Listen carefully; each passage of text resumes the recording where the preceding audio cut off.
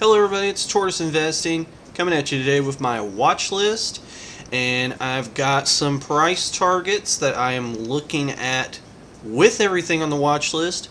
If that interests you, hit that subscribe button for me. Drop a like. I greatly appreciate it. Let me know if you own any of these in your portfolio. Would love to talk to you about it.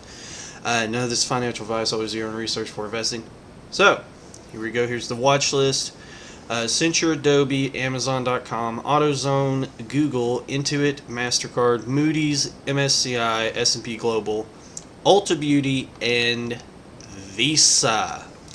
So the way that I came up with these, I've got a kitchen sink value, which means I'm going to sell everything I've got to buy more of it. I've got a undervalued, which is when I'm looking at, to buy, because you always want to buy things when they're relatively cheap or you think that they're undervalued. That's when you want to jump in.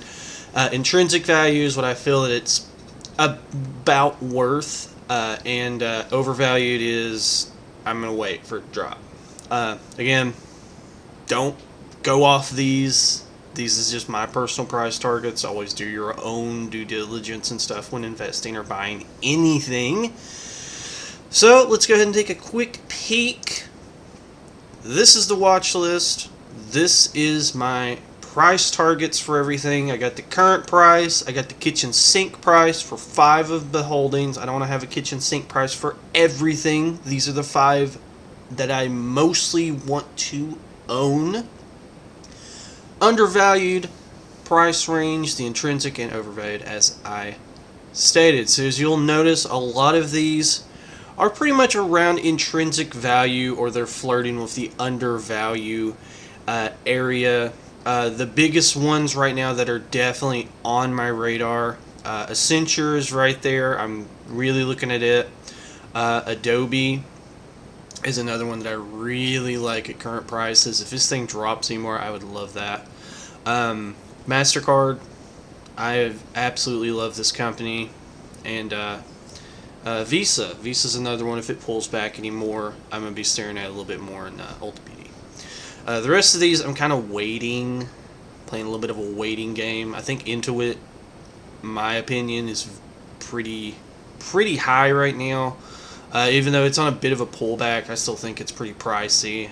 Moody's, S&P are 2 more that I think that are pretty pricey.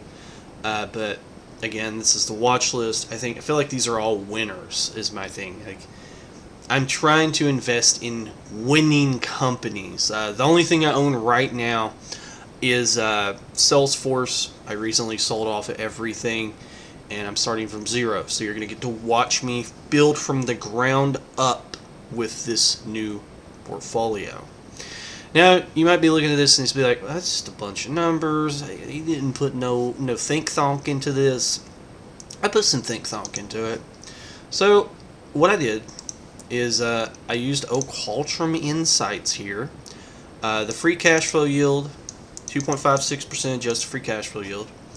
And I used the Scenarios tab through Qualtrim Insights to figure out my value.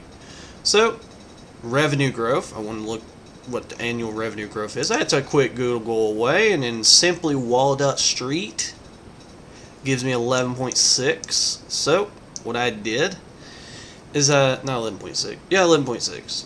No, 11.4. 11.4 for revenue. 11.6 is earnings. So 11.4 is what I got for the revenue. I undercut it about 1%. Give a little wiggle room with everything. That's how I do these assumptions. Cash flow valuations is always undercut at 1%, 1.5%, depending on how risky it is. I guess that's one way of getting like a margin of safety. But I put that there, and when you update it, it's around 2.5, 2.56. So we're looking at anywhere between 16.56 to 12.38% annualized return at current value. So that's what a middle ground, about 14-ish%. You can look going forward based off of this cash flow chart that I got. So I was looking at it, it's like 14%. Well, that's That's pretty undervalued, I feel. So I put the undervalued 440 where it's sitting at right now. I feel like it's undervalued. My overvalued is 10% above that. So I put the overvalue, the intrinsic at 480.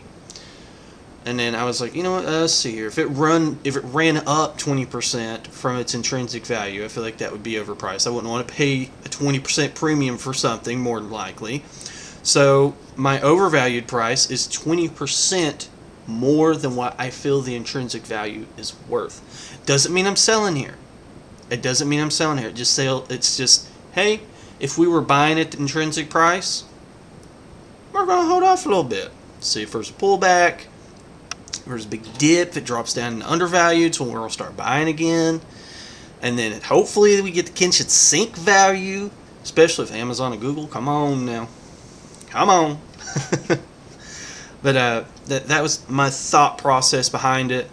And I went through this little chart with everything. You know, if you got me a 14% return annualized, and that's pretty much where it fell in between here, I feel like that's pretty undervalued. You give me about 10%, 11%, you're intrinsic. You're right there at the market. And anything under that would be, of course, you're overvalued. I'm paying more for less of a return. Just kind of give you an idea of where my head was when I was getting these price targets. But yeah, this is the list. This is what I'm looking at. I get paid Friday, so stay tuned. Saturday, I'm going to have another one coming out. This is going to come out on Thursday. But Saturday, we're going to have a little portfolio update.